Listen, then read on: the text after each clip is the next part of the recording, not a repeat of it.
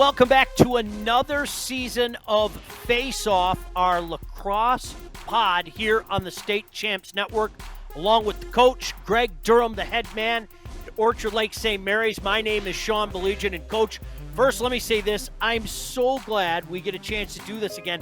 This is year 3, and hopefully we're spreading the word of one of the best sports that are out there and growing by the year in this great state of Michigan. Yeah, it's been an interesting beginning of the season. This is I think the first time in a while that we've had crazy weather at the beginning of the season.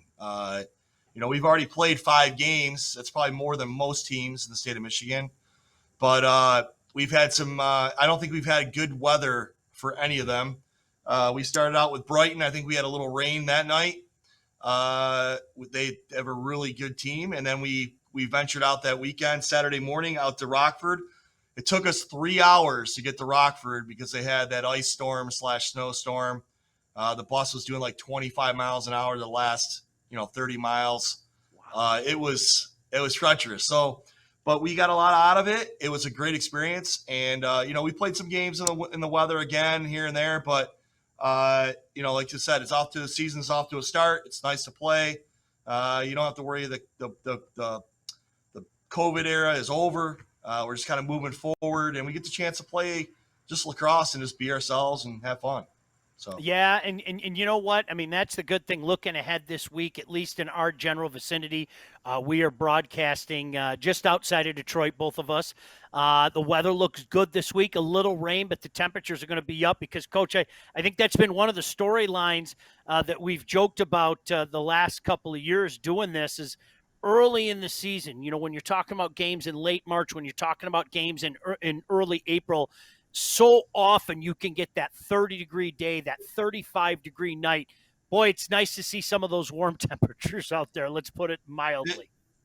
It is. It's tough, too, because, rental space, that first week of practice was really tough because, this year I'm like, we're not going to rent space because we don't need it. We'll be fine. We've been outside the last 3-4 years, no issues. And then when you don't rent it, snow, sleet, rain, ice, and you just battle through it, right? But it's made us better as a unit. It makes us tougher, I guess. We'll move forward. We'll have fun. We'll hopefully get better stretch of weather coming through. Moving forward, weather's always going to be an issue in Michigan. And one day it could be snow, and then the next day it could be 80 degrees and sunny and going ready. So that's why you keep your rain gear in the car and ready to go at all times.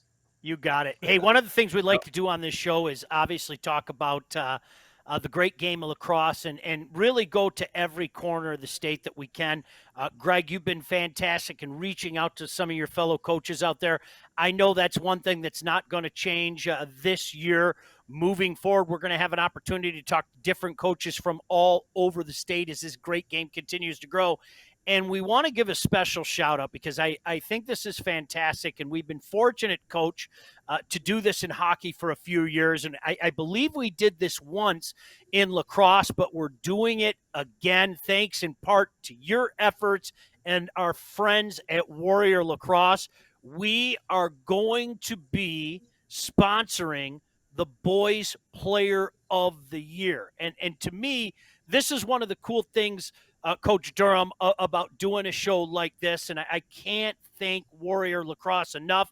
Not only do you coaches recognize a player of the year, but we get to recognize a player of the year as well, and I think that's fantastic. In years gone by, it's so strange how it works itself out. By our criteria, it seems like we recognize one player on the hockey side and the coaches recognized another player. Oftentimes there's 2 players that are being recognized. And, we're kind of hoping for the same thing here. Look, there might be one guy, Coach Durham, that just runs away with this where everybody's left to say, oh, this is a no-brainer. This is the player of the year.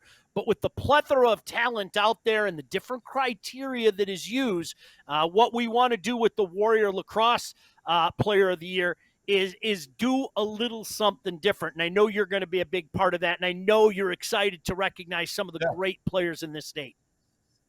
Yeah, it's really good because last year, probably Bo Lockwood would have ran away with it. I mean, honestly, he's the best player in the state by by hands down. He was awesome. He scored the game-winning goal in the state championship game against Rice last year. First public school to win the state championship under the MHSAA in Division One. It's just a huge, huge thing. And he was just that player. And he's playing at Michigan now, which is fantastic. And U of M just beat Maryland, and that's another story later on. But Huge just upset. one of those things. Yeah, I mean, just having a state school like Michigan playing at the highest level in the Big Ten against Maryland, a team that's always ranked top 1 or 2, national champion. It's really cool to see guys from Michigan on that team playing in that game. It's pretty cool. Yeah. But yeah, I think there's a lot of talent within the state of Michigan this year. And it's just not a senior. It's not a junior. There's some freshmen out there pretty good, some sophomores. I think that just overall the talent pool this year is wide open. And it's great to have. But that also tells you about teams that they're way better balanced. And you're going to have a lot of teams that are going to be really successful. They might not have the best player in the state, but they're going to be very well balanced and have a lot of good, solid players to play the game. And maybe those teams don't have the Player of the Year nomination or whatever it may be. But I think overall down the line, you're going to see a lot of good play this year. And it's great to have one guy that we can recognize from our criteria that will help grow the game. And that's what we're trying to do is just grow the game here. So Absolutely. One of the things that I really like that we do on this show, Coach, and you're certainly in tune with this because I know it's personal to you, but we love to talk about the girls' side as well. And before we look forward, I think it's best if we look back. Congratulations to the Brighton Bulldogs. The girls took care of business. East Grand Rapids, their Lady Pioneers took care of business on the girls' side. And as you mentioned, on the guys' side, Heartland, what a great story. A tremendous player leading the way. They take care of business. First public school, as you mentioned, in the MHSAA era. And Forest Hills Central, a team, Coach, that you were talking about all year long. It looked like you were certainly prophetic with that. The Rangers take care of business and win a title last year. And, Coach, that just leads to this year. And listen, it's wide open. I think we've seen so many areas really explode. As we were just talking about the champions, you have, kind of out there in the Lakes area, you have Brighton, you have Heartland, then you have a couple teams from the west side. I think that's a testament to where this game is growing. And this year, certainly, it's wide open again in a certain regard. you're going to hear a lot of different places this year. You're going to hear the traditionals. Like we'll start out. Brother Rice, they're a machine. I mean, they are good. They're on a revenge tour. I'm just going to say that. I don't know if anybody can beat them. I'm being honest. I just played them. I haven't seen them that good since 2009 when they won the national championship recognized by Inside Lacrosse. That's how good they are. You're going to have athleticism teams like Heartland's still loaded. Even though they lost Bo Lockwood, they still have Busby at the X taking faceoffs. They still have the younger Lockwood. They still have a couple good polls. They're going to be very good. CC's just athletic. I mean, they're going to be they always have the athletes. They're going to be very athletic. I'm going to tell you the team to watch out for this year because they've already beat two really good teams, and that's Country Day. Yeah. They lost to Forest Hill Central last year in the championship game. They already beat Forest Hill Central in overtime, and they already beat East Grand Rapids. They're a team that's on a mission, and Chris Garland's doing a great job over there getting his boys ready to play. And it's one of those teams that I'm telling you got to keep an eye out for them.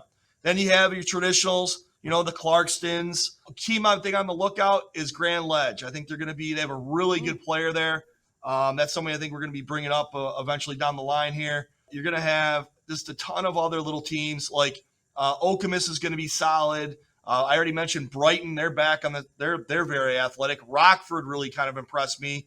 Grand Rapids Catholic Central, Hudsonville, all these other Granville's another one.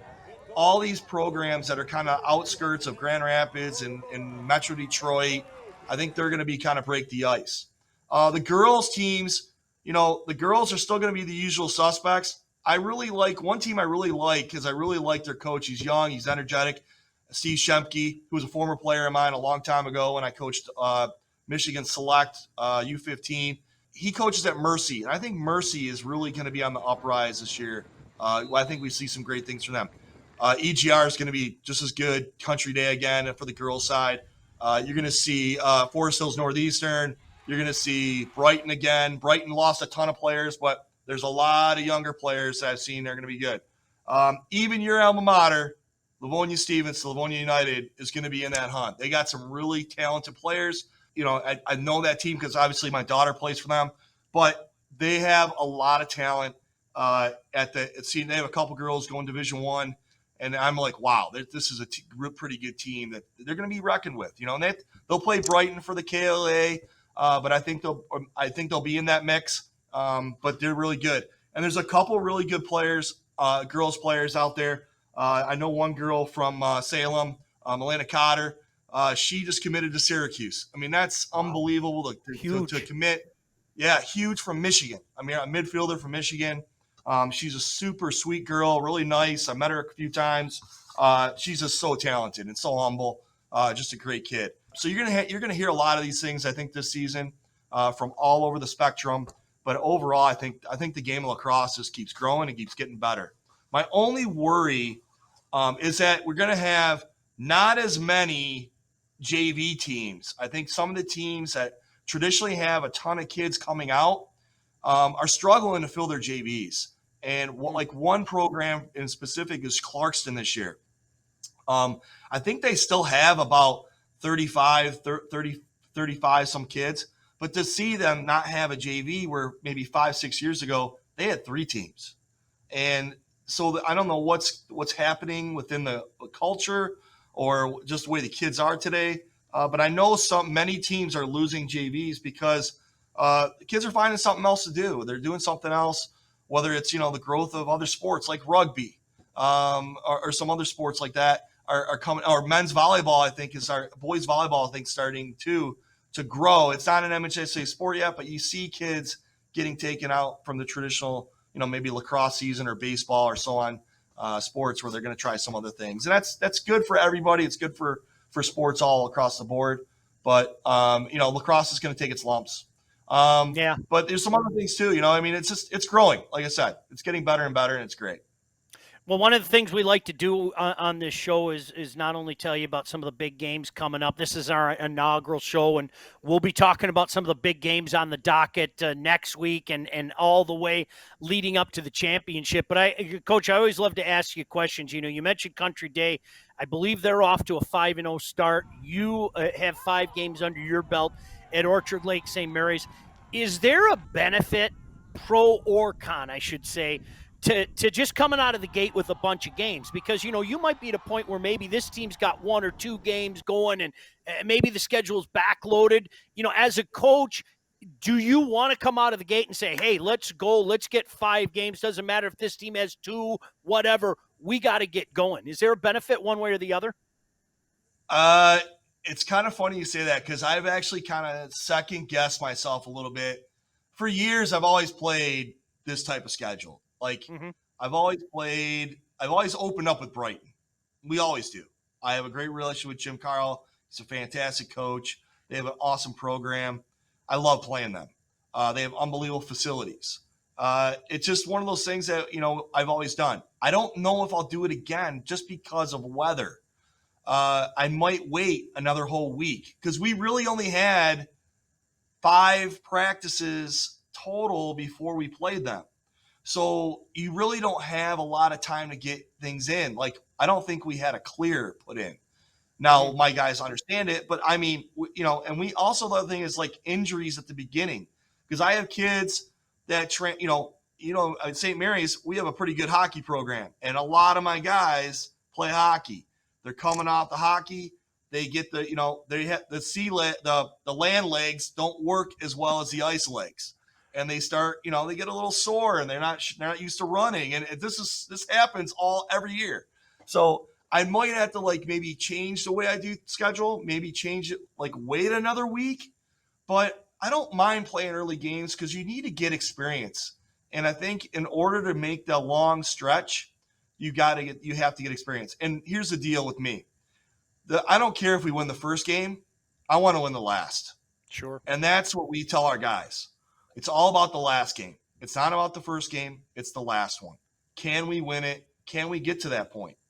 How are we going to get there? And that's how we kind of build our culture, is getting better every day. And that's the most important thing to me, not just as lacrosse players, but as human beings. So that's kind of the message we send to our guys every day. And that's where we're at. So the show flies each and every week, and we're finding out in week one just how quickly this goes as we are quickly running out of time. I want to remind everybody, really, really happy that our friends at Warrior Lacrosse, helping us out with a player of the year. Coach, anything else jump out to you this week before we bid everybody adieu? This is our inaugural show, getting you used to us again. Every week we'll look at big games on both the boys and the girls side. What has your attention, Coach? We play Tuesday, and then my boys are off for 6 days because they get spring break over Easter, and then we go back on Monday. But most of the Catholic League will be off because of spring break.